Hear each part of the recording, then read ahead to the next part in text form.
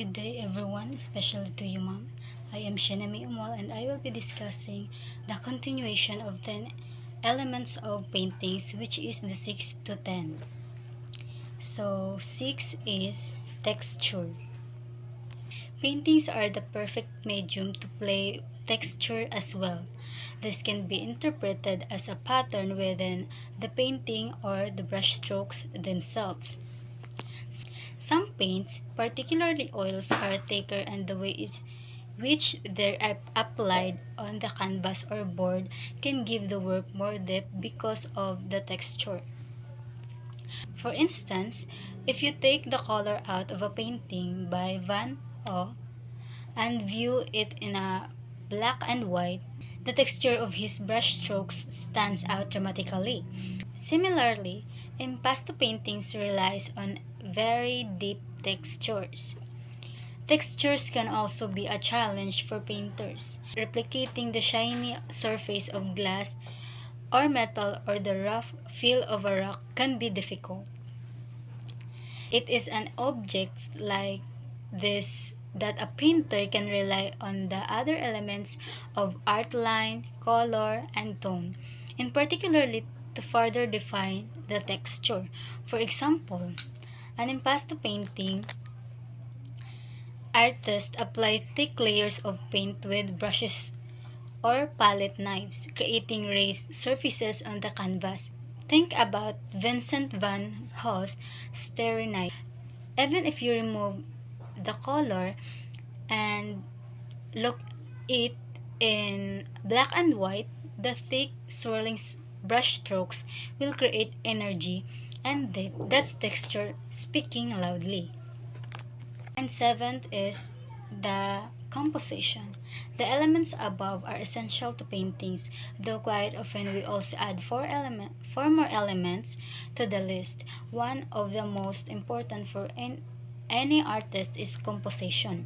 Composition is the arrangement of the painting where you place the subject, how the background elements support it, and every little piece that you add to the canvas becomes part of the composition. It is critical to how the work is perceived. There are also elements of composition to consider. This include unity, balance, movement, rhythm, focus, contrast, patterns, and proportion. Each plays an important role in every painting, which is why artists focus so much of their time on composition. So, composition is how everything is arranged in a painting, where you place your subject, how the backgrounds fits in, and how all the parts work together. It's what makes a painting feel balanced, interesting, and complete. For example, The Last Supper by Leonardo da Vinci. The focus is that Jesus is placed right in the center, making him the main focus. And the balance is the apostles are grouped evenly on the both sides. And the unity and rhythm, their gestures and expressions create a flow across the painting. And the perspective lines in the architecture all the point to Jesus, enhancing the focus. And the contrast is light from the windows behind Jesus makes him stand out more. And next is the direction. In art, the word direction is a broad term that can be interpreted in many ways. You might, for instance, consider the format of a painting part of its direction. A vertical canvas can work better than a horizontal one for certain subjects and vice versa. Direction may also be used for referred to perspective, where you place objects or how their use in proportion to others can direct a viewer through the art. And this since it's related to movement as well, the direction is an important aspect of design, no matter the medium. Painters are also concerned about the direction of the light in their paintings. All the paintings elements must have light falling on them from the same direction of viewers will be confused.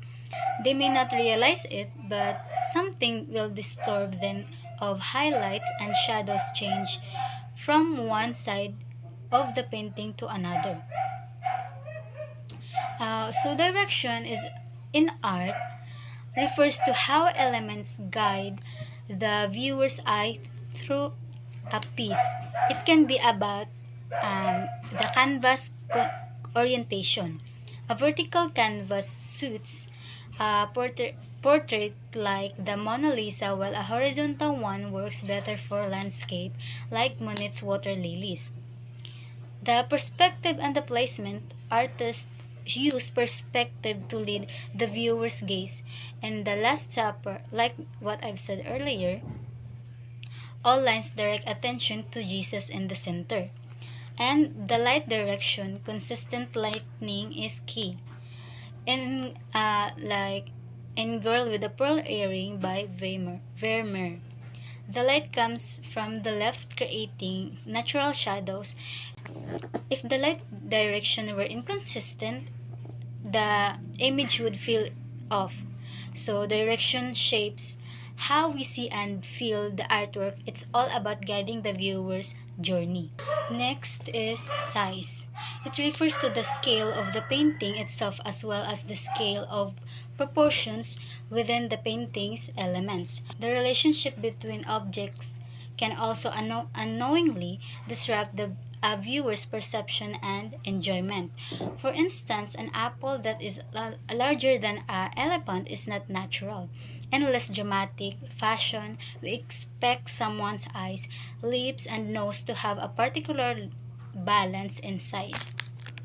When it comes to determining the size of any piece of art, painters also have many things to consider.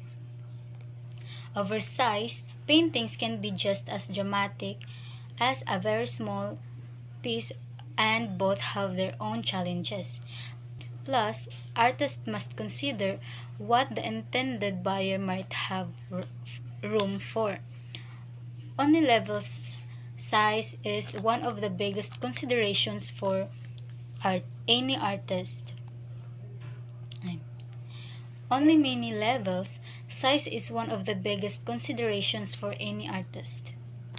So, size matters in two key ways: the scale of the artwork itself and the proportion within the painting.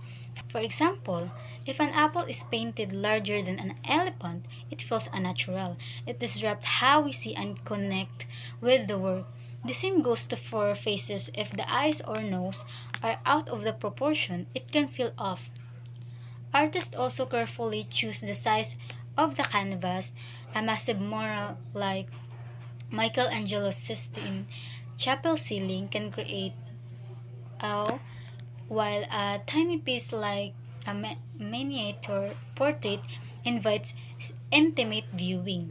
But size isn't just about impact, it's practical too. Artists must consider where the artwork will hang and what buyers have space for. And lastly is time and movement. All the other elements affect how the viewer perceives and looks at a painting.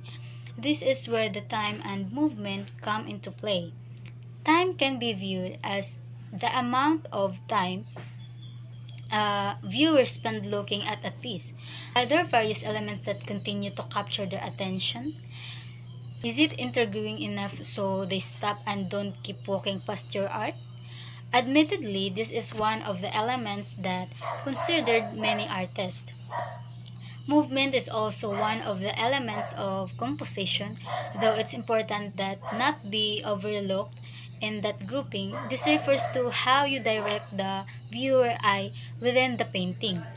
By including various elements in strategic places and incorporating the other elements of art, you can keep viewers moving around and the painting. This in turn increases the time they spend looking at it. So the time and movement are powerful elements in art that affect how long someone looks at the painting and how they look at it. Time is about holding attention. If your artwork has multiple points of interest, like contrasting colors or layered texture, it keeps the viewer engaged longer. For example, in Hieronymus Bush, The Garden of Earthly Delights, people spend minutes exploring the bizarre, detailed scenes. Movement guides the viewer's eye across the painting. Artists use lines, shapes, and placement to lead the gaze, like in Van Gogh's Starry Night, where the swirling sky pulls your eye across the canvas. By combining both, an artist ensures that people don't just glance, they explore. And that's all. Thank you.